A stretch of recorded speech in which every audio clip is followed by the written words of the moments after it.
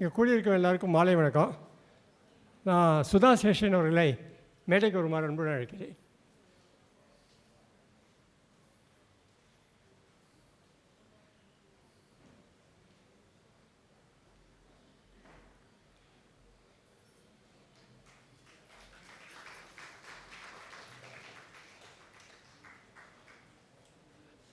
I request Mr. Ragarajan to occupy the dais.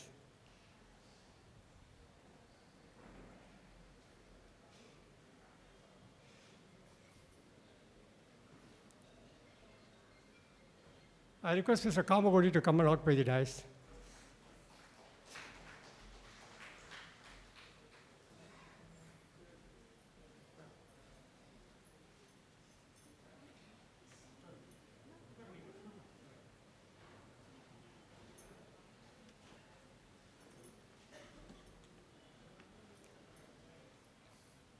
இந்த இசை விழா பிரேயருடன் தொடங்குகிறது. I request mister Subhashini to come and give the prayer song.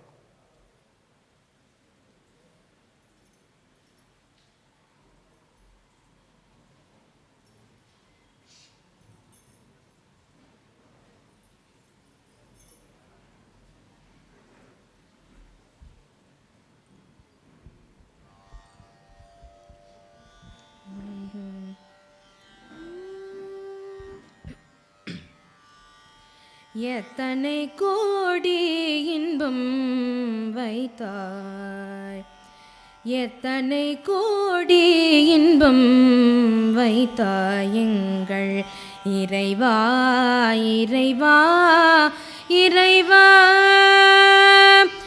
எத்தனை கோடி இன்பம் வைத்தாய் எங்கள் இறைவா இறைவா இறைவா. சித்தினை அச்சித்துடன் இணைத்தாய், சித்தினை அச்சித்துடன் இணைத்தாய். அங்கு சேருமை பூதத்த வியனுலகமைத்தாய்.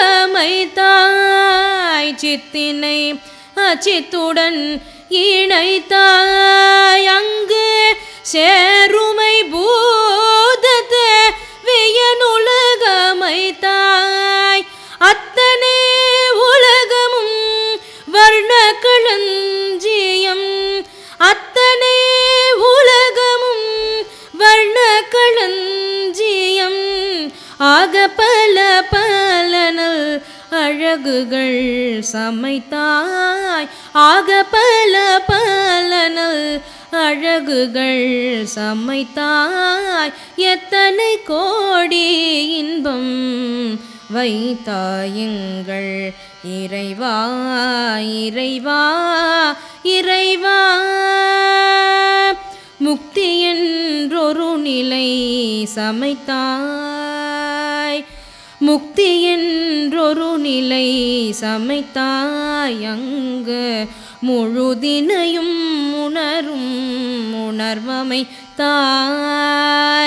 முக்தி என்றொரு நிலை சமைத்தாய். அங்கு முழுதினையும் உணரும் உணர்வமைத்தாய். பக்தி என்றொரு நிலை சமைத்தாய், பக்தி என்றொரு நிலை சமைத்தாய். எங்கள் பரமா பரமா பரமா. பக்தி என்றொரு நிலை சமைத்தாய். எங்கள் பரமா பரமா பரமா. எத்தனை கோடி இன்பம் வைத்தாய் எங்கள் இறைவா இறைவா இறைவா. எத்தனை கோடி இன்பம் வைத்தாய் எங்கள் இறைவா இறைவா இறைவா.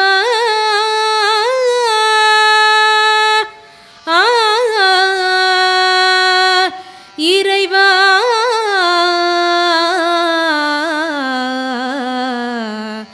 இறைவா.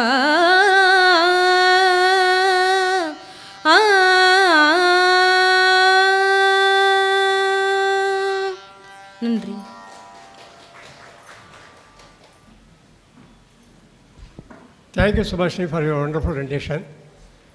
நான் இப்போது எங்கள் வங்கியின் எம்டிஎன்சி மிஸ்டர் காமகோடி அவர்களை வாழ்த்துறை காமகோடி அவர்களை வரவேற்புரை வழங்குமாறு அன்புடன் கேட்டுக்கொள்கிறேன்.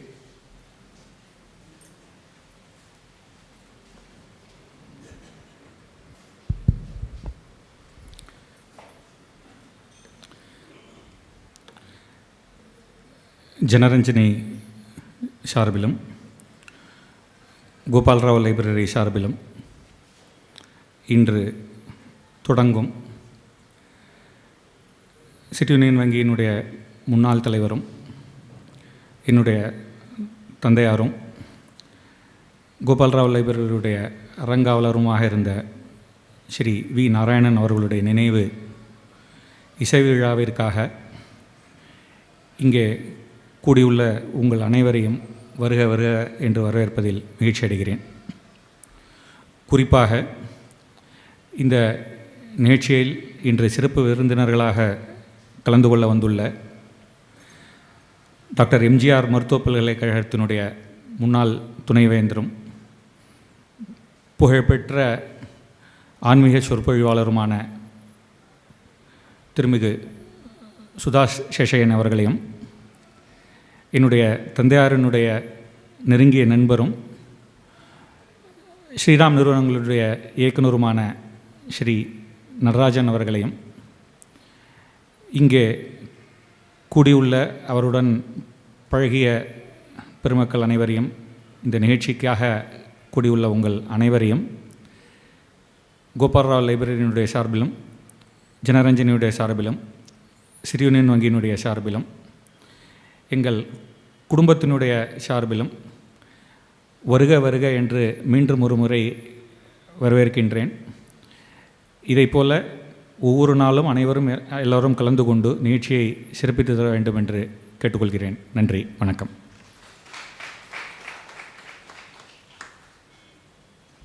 Thank you mister Kamakoti.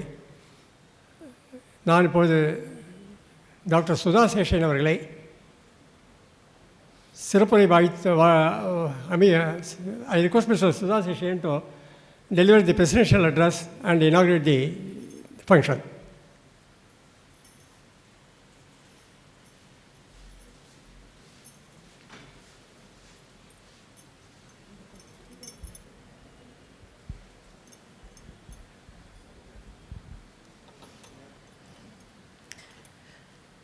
ஸ்ரீ குருபியோ நமக.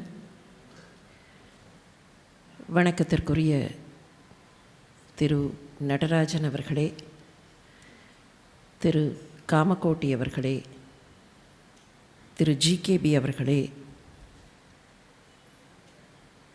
இந்த தொடக்க விழாவை தொடர்ந்து அற்புதமானதொரு ஆன்மீக உரையை இங்கே வழங்க இருக்கிற அன்பு சகோதரர் திரு துஷ்யந்த் ஸ்ரீதர் அவர்களே, பெருமக்களே, அனைவருக்கும் அன்பான வணக்கங்கள். கிட்டத்தட்ட உங்களைப் போல நானும் திருப்புகழ் ராமாயணத்தை கேட்பதற்காகத்தான் காத்து கொண்டிருக்கிறேன். எனவே தொடக்க விழா என்கிற இந்த சம்பிரதாயத்தை கொஞ்சம் சீக்கிரமாகவே முடித்துவிடலாம் என்று கருதுகிறேன். பெருமக்களே, திரு நாராயணன் அவர்களுடைய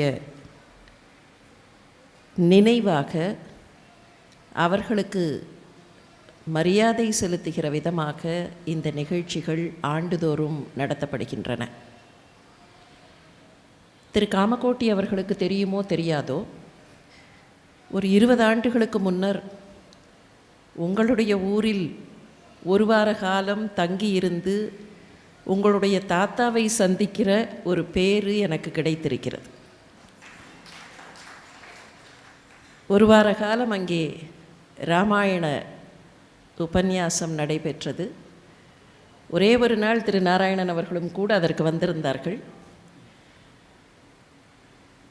அந்த நினைவுகளோடு தான் இன்றைக்கு இந்த நிகழ்ச்சியில் நான் நிற்கிறேன். திரு நாராயணன் என்னவெல்லாம் செய்தார் என்பதை நான் உங்களுக்கு பட்டியல் போட்டு காட்ட வேண்டிய அவசியமில்லை. அவரை ஒரு வங்கியாளர், ஒரு வங்கி உயர் பதவியில் இருந்தவர் என்பதை விட தஞ்சாவூர் கும்பகோணம் பகுதிகளைச் சேர்ந்தவர்களுக்கு அவருடைய கல்ச்சுரல் அண்ட்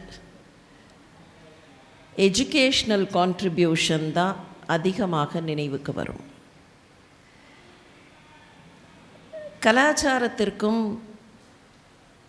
கல்விக்காகவும் நம்முடைய பெரியவர்கள், நம்முடைய முன்னோர்களெல்லாம் நிறையவே பங்களித்திருக்கிறார்கள். அந்த மரபில் வந்தவர் திரு நாராயணன். ஒரு சின்ன கேள்வி எல்லாருக்கும் வரலாம். ட்ரெடிஷன், ஹெரிட்டேஜ், கல்ச்சர் இதெல்லாம் அவ்வளவு முக்கியமா? இப்போது இருக்கிற காலத்தில் எல்லாமே டெக்னாலஜி என்று மாறியிருக்கிற காலத்தில், யந்திரமயமான உலகத்தில் அவசரமாக ஓடிக்கொண்டிருக்கிறோம். இப்படிப்பட்ட உலகத்தில் கல்ச்சரும் ட்ரெடிஷனும் என்ன செய்துவிடப் போகின்றன என்கிற ஒரு கேள்வி நமக்கு வரலாம்.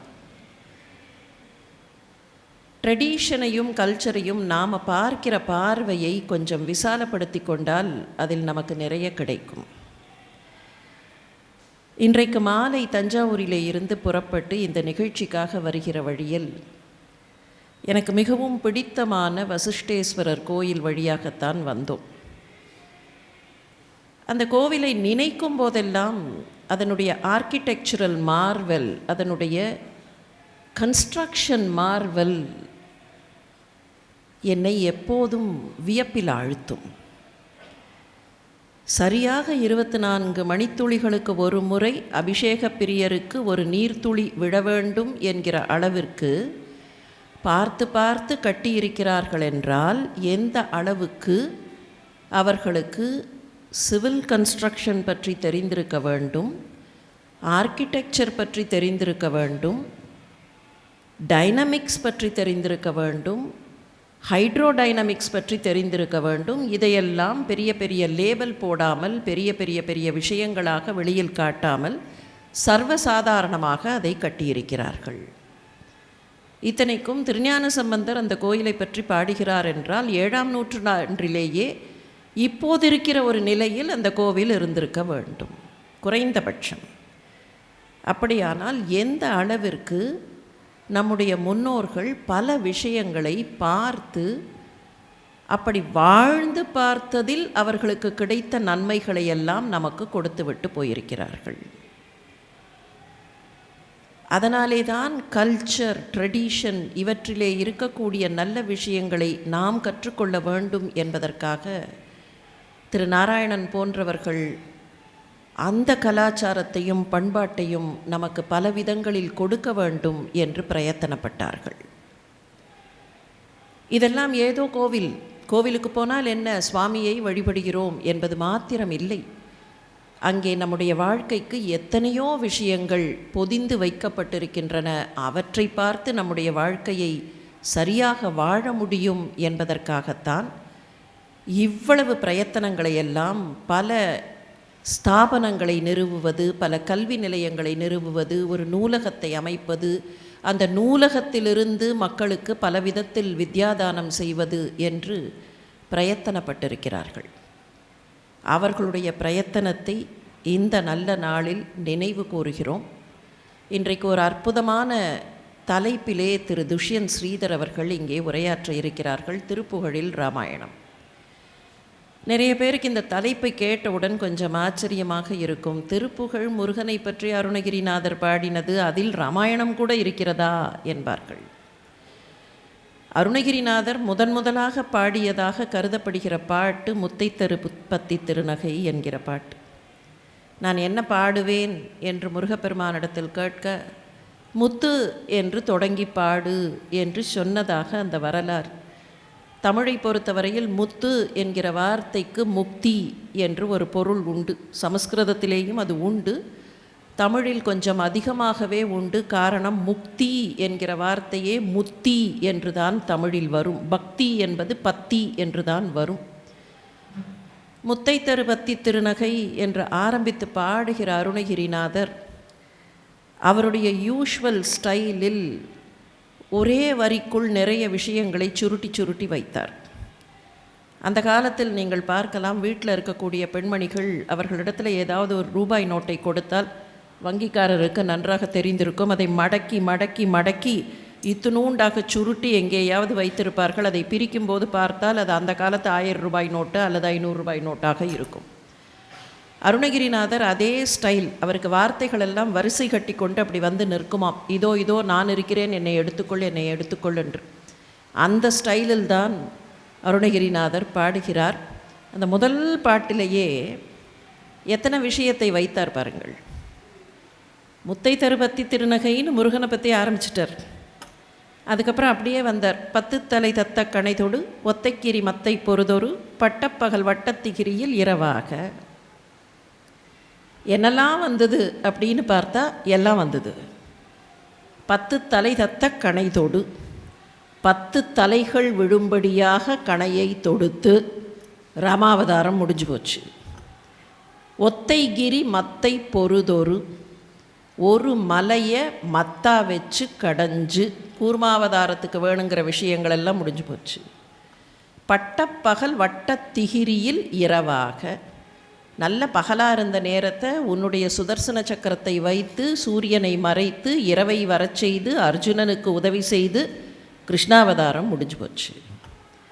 10 தலை தத்த கணைதொடு ஒத்தைக்கிரி மத்தை பொறுதொரு பட்டப்பகல் வட்டத்திகிரியில் இரவாக. அதோட நிறுத்தலை. 10 ரதத்தை கடவிய பச்சை புயல். பக்தனாக இருந்த அர்ஜுனனுக்காக ரதமோட்டினாயே, தேரோட்டினாயே, பச்சை புயல். அதுவும் என்ன வார்த்தை! பச்சை நிறம், திருமால் பச்சை நிறம், கண்ணன் பச்சையும் நீலமும் கலந்த அந்த நிறம். அது அப்படி வேகமாக அந்த தேர் போச்சான். தேர் போகிறச்சே பார்த்தா எப்படி இருந்தது? பச்சை புயல் போகிற மாதிரி இருந்தது. இப்படி எடுத்த எடுப்பிலேயே ராமாயணத்தோடும் மகாபாரதத்தோடும் தான் தன்னுடைய பாடல்களை அருணகிரிநாதர் தொடங்கினார். அருணகிரிநாதரிலே இருந்து இன்றைக்கு ராமாயணம் அப்படியே இங்கே பிரவாகமாக வரப்போகிறது. அருணகிரிநாதருடைய ராமாயணத்தில் ஒரு பெரிய ஸ்பெஷாலிட்டி உண்டு.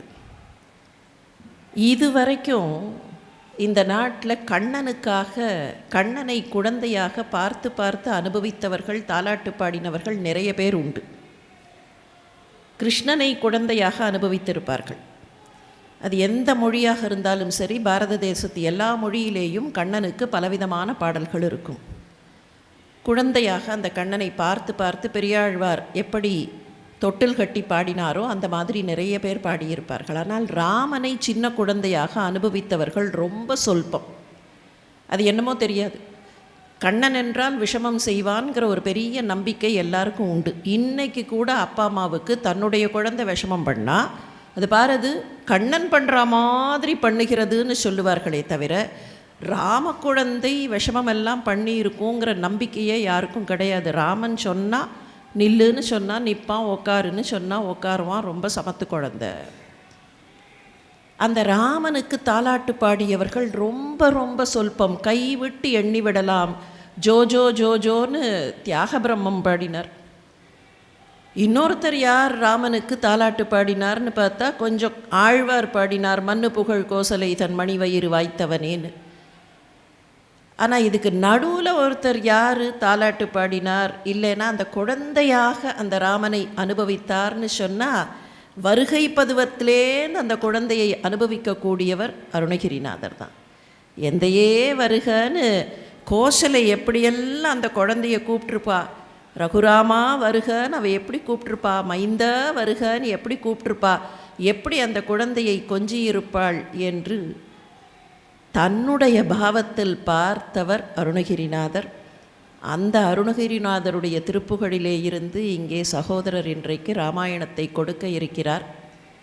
ஒரு பக்கத்தில் நம்முடைய பண்பாடு மிகச்சிறப்பாக வர வேண்டும், வருங்கால சந்ததிகள் நிறைய பண்பாட்டு தகவல்களை தெரிந்து கொண்டு நல்ல வாழ்க்கை வாழ வேண்டும் என்று ஆசைப்பட்ட ஒரு மனிதருடைய, வாழ்வாங்கு வாழ்ந்த ஒரு மனிதருடைய நினைவு.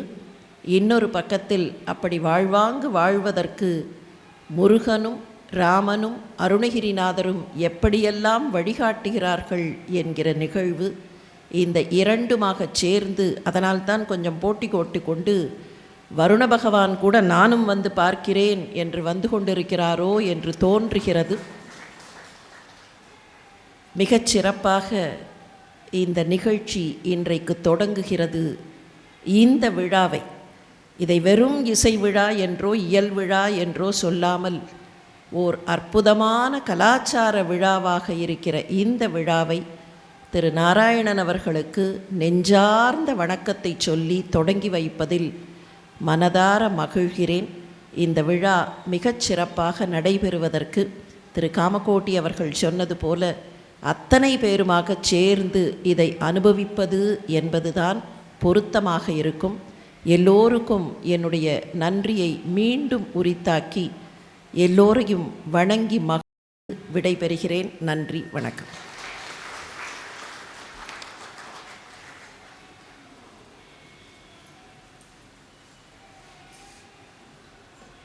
நான் நடராஜ் சார் அவர்களை வாழ்த்துறை வழங்குமாறு அன்புடன் கேட்டுக்கொள்கிறேன்.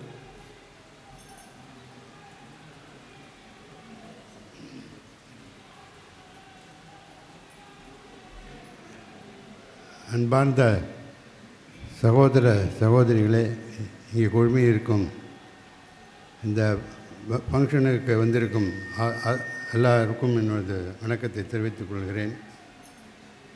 இந்த டைஸில் இருக்கும் டாக்டர் சுதா சேஷையன் அவர்களை எனக்கு ஜாஸ்தி அறிமுகம் இல்லாவிட்டாலும் எங்கள் குடும்பத்திற்கு அவர் ரொம்ப வேண்டியவர். ஸ்ரீராம் குடும்பத்திற்கு ரொம்ப வேண்டியவர். எல்லா விதமான இந்த பாரதியார் விழாவிற்கும் திருக்குறள் விழா ஒன்று நடத்தி கொண்டு வந்தோம். அதிலும் எல்லாவற்றிலும் பங்கு கொண்டு நிறையாக அதில் பார்ட்டிசிபேட் பண்ணியிருக்கிறார்கள். ஸோ அவர்களுடன் சேர்ந்து நானும் உட்கார்ந்து இந்த விழாவிற்கு என்னை கூட்டத்திற்கு நான் ஜிகேபிக்கு நன்றி சொல்ல வேண்டும். அப்புறம் காமகோடி அவர்களை பற்றி நம்ம ஒன்றும் சொல்ல வேண்டாம். ஏன்னா அவர் அப்பா என்னுடைய நண்பர் இறந்த பிறகு இந்த பேங்கை இன்னும் பல மடங்கு நன்றாக நடத்தி கொண்டு வருகிறார். ஸோ அதுக்கப்புறம் துஷ்யந்த் ஸ்ரீதர் அவர்கள், என்னோட பார்ட்னர் முரளி அவர்கள் அவரை பற்றி நிறையா சொல்லி அவரை நீங்கள் மீட் பண்ண வேண்டும் என்று சொல்லி கொண்டிருந்தார்கள். இந்த சமயத்தில் அதையும் ஒரு ஆப்பர்ச்சுனிட்டியாக வைத்துக்கொண்டு இந்த விழாவில் அவரையும் சந்திக்கும் ஒரு பாக்கியம் எனக்கு கிடைத்தது என்று ரொம்ப சந்தோஷப்படுகிறேன். இந்த நாராயணன் அவர்களை பற்றி சொல்வதற்கு நான் 1970க்கு போக வேண்டும். ஏனென்றால் நாங்கள் இருவரும் சேர்ந்து மதுரையில் காலேஜ் ஹவுஸில் தங்கியிருந்து சிஏ எக்ஸாம் எழுதுவதற்கு போவோம். தினமும் அனுதினமும் நாங்கள் மதுரை மீனாட்சி அம்மன் கோவிலுக்கு ஒரு சாயந்தரம் கிளம்பி அந்த கோவிலில் ஒரு சுற்றி ஒவ்வொரு சன்னதியும் அந்த பார்த்து இந்த சன்னதி இருக்குது, கீழே அங்கே குளத்துக்கிட்ட ஒரு சன்னதி இருக்குது, அங்கே ஒரு சன்னதி, ஐயோ இந்த சன்னதிக்கு போகாமல் வந்துட்டே அந்த சாமி கோச்சுக்குன்னு சொல்லி அது மாதிரி ஒவ்வொரு சன்னதியாக நாங்கள் போய்விட்டு வந்திருக்கிறோம். ஸோ அதிலிருந்து அவர்களை எனக்கு பழக்கம். அவர் அந்த பேங்கில் அதுக்கப்புறம் சிஐடி பேங்கில் சேர்மனாக வந்து அவர் அந்த காலத்திலேயே ஒரு முற்போக்கு சிந்தனை படைத்தவர். அதனால் இப்போ சாதாரணமாக ஒருத்தருக்கு ஒரு ஆளை எடை போட்டு எப்படி லோன் கொடுக்கணும், நீங்கள் கேஸை ப்ராசஸ் பண்ணி அதில் இது வருமா அது வருமாங்கிறத பார்க்குறத காட்டிலும் இந்த மனிதனுக்கு பணத்தை கொடுத்தால் அவர் திருப்பி கொடுப்பாரா கொடுக்க மாட்டாரா, அதுதான் அதற்கு முக்கியம் தேவை. இப்போது இந்த காலத்தில் எல்லாமே ஒரு சிஸ்டமேட்டிக் ஆகிடுது. எல்லாம் உனக்கு பேன் நம்பர் இருக்கா, இந்த பேங்க் அக்கௌண்ட் இருக்கா, எத்தனை வருஷத்துக்கு பேங்க் அக்கௌண்ட் வச்சுட்டுருக்க, புக்ஸ் அக்கௌண்ட்டா, அது இதுங்கிற மாதிரி இல்லாத காலத்தில் அப்படி இருக்கும்போதே அவர் இந்த வங்கியின் வளர்ச்சிக்கு எவ்வளவு தூரம் அதை முற்போக்கி எடுத்து சென்றிருக்கிறார்கள் என்பதை நானும் அவர்களுடன் பழகி அதை பற்றி நன்றாக அறிவேன். அந்த காலத்திலேயே எங்களுடைய ஒன் ஆஃப் த கம்பெனியில் சிட்டி யூனியன் ஃபைனான்ஸ் கம்பெனியில் ஸ்ரீராம் சிட்டி யூனியன் பேங்க்கு தான் மெஜாரிட்டி ஷேர்ஸ் வச்சுட்டுருப்பா. எங்களுக்கு 30%ன்னா அவளுக்கு 50% இருக்கும். அவளுக்கும் இன்டெகிரேட்டடுக்கும் சேர்ந்து. ஸோ நான் பேங்கிங் ஃபைனான்ஸ் கம்பெனிலையும் அந்த காலத்திலேயே அது மாதிரி இன்வெஸ்ட் பண்ணி அந்த முற்போக்கு சிந்தனை இருக்க வேண்டும். இப்போது தானே எல்லோரும் பேங்க்கு ஆரம்பித்தா என்பிஎஃப்சி ஆரம்பிக்கிறான், ஹெச்டிஎஃப்சி பேங்க் வச்சுருக்கான், என்பிஎஃப்சி வச்சுருக்கான், ஒவ்வொரு பேங்க்கும் வச்சுருக்காங்கிறேன். அதை பற்றி அவர் அந்த காலத்திலேயே 30 வருஷத்திற்கு முன்னாலேயே அவருக்கு இந்த முற்போக்கு சிந்தனை இருந்து அது மாதிரி இன்வெஸ்ட் பண்ணி அதுக்கப்புறம் அவர் அதிலேருந்து நல்ல வருமானத்துடன் அதிலேருந்து வெளியேறினார். ஸோ அப்போவும் அது மாதிரி அந்த லோன் கொடுக்கறதும் சரி, முதல்ல நாங்கள் அந்த சிட்டி யூனியன் பேங்க்கில் ஆடிட்டராக இருக்கும்போது அப்போவே அவர் ஹிந்துவுக்கு 40 லட்ச ரூபா அந்த ஒரு பிரிண்டிங் மிஷின் வாங்கிறதுக்கு ஃபஸ்ட்டு சிட்டி யூனியன் பேங்க்கில் லோன் கொடுத்தா. ஸோ இந்துக்காரன் அத்தனை பேர் மெட்ராஸில் விட்டுட்டு கும்பகோணத்தில் இந்த சிட்டி யூனியன் பேங்கை அப்ரோச் பண்ணி அவன் லோன் வாங்கியிருக்கான் அந்த ஃபஸ்ட்டு பிரிண்டிங் மிஷின்னாக்க. ஸோ எந்த அளவுக்கு அவரோட முற்போக்கு சிந்தனை இருக்க வேண்டும். அது மாதிரி அவர் நல்ல காரியங்களாகட்டும், ஒரு சங்கீதம் அது மாதிரி அதையும் வளர்ப்பதற்கு என்ன பண்ண வேண்டும், ஒரு சொசைட்டி எப்படி முன்னுக்கு கொண்டு வர வேண்டும். அது மாதிரி இங்கே லோக்கலில் பேங்க் இருக்கிறதுனால அவருக்கு நிறைய லோக்கல் ப்ரெஷர். எல்லோரும் என் பையன் பேங்க்கில் சேர்த்து விடுங்க, என் பையன் பேங்க்கில் சேர்த்து விடுங்கன்னு எல்லோரும் அவாவா பக்கத்தில் இருக்கிறவெல்லாம் எங்களுக்கு வேலை. ஏன்னா அப்போ இங்கே இருக்கிற ஒரே இன்ஸ்டியூஷன் சிட்டி யூனியன் பேங்க் தான். அதனால் அந்த ப்ரெஷரையும் தாங்கி கொண்டு அதே சமயத்தையும் அவரையும் துக்கப்படாமல் எல்லோருக்கும் ஒரு வேலை வாய்ப்புகள் கொடுத்தும் அந்த பேங்கை நல்ல முறையில் இவ்வளவு இருந்தும் அந்த பேங்கை நல்ல முறையில் நடத்தி கொண்டும் வாழ்ந்து வந்தார்.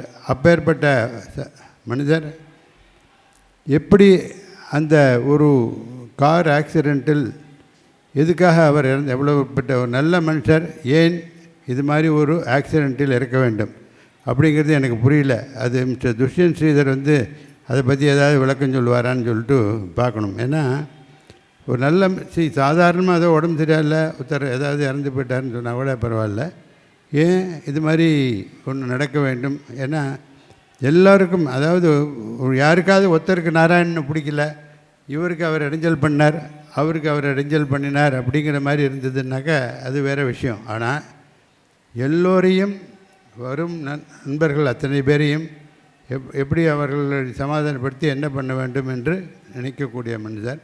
அப்பேற்பட்ட ஒரு மனிதரை பற்றி எனக்கு 2 வார்த்தை பேசுகிறதுக்கு அவர் அது இப்போது 10 வருஷம் இருக்குமாப்பா, 10 இயர்ஸ். அவர் செத்து போய் 8 வருஷம்.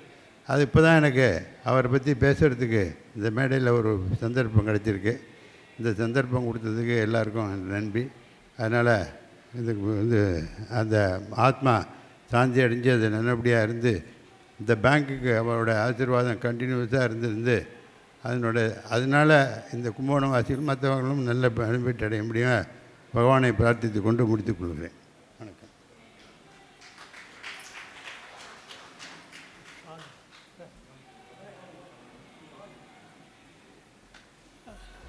Now I request Mr. Kabudi to present shawl and memento to Sudha Sishenara.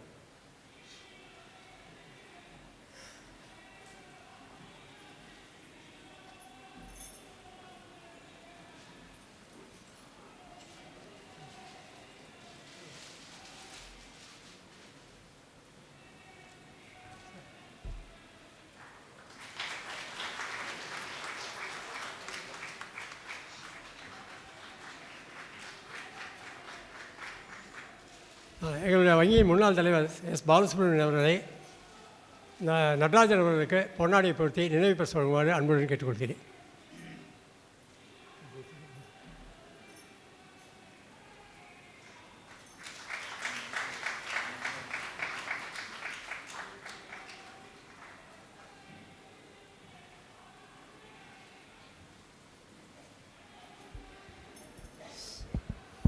எனக்கு காத்தால் துஷ்யந்த் ஸ்ரீதர் வந்தோடனே சொன்னார், என்ன சார் ப்ரோக்ராம் என்னென்னு கேட்டார்.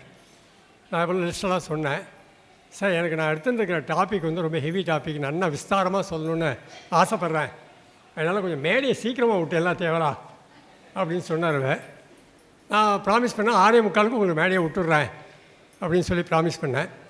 அதனால் இந்த நன்றி உரையை வந்து நான் ரொம்ப எலாபரேட்டாக பண்ணலை. ஸோ மேடையில் வீட்டிற்கும் அனைவருக்கும் அவளெல்லாம் they are all very busy people, ரொம்ப they are hard pressed for time. Despite that இங்கே வந்து இந்த விழாவை சிறப்பித்ததுக்கு ஜனரஞ்சனின் சார்பாக என்னுடைய நன்றியை தெரிவித்துக் கொள்கிறேன். அப்புறம் எங்களுடைய அழைப்பை ஏற்று இந்த விழாவிற்கு வந்திருக்கும் அனைவருக்கும் எங்களுடைய நன்றியை தெரிவித்துக் கொள்கிறேன். இந்த 3 நாள் இது இசை விழா இருக்குது. நீங்கள் எல்லோரும் வந்து இது போல் திரளாக கலந்துட்டால் தான் எங்களுக்கு உற்சாகமாக இருக்கும். ஸோ நீங்களாம் திரளாக வரணும்னு கேட்டுக்கொண்டு நான் நன்றி விடைபெறுகிறேன். வணக்கம்.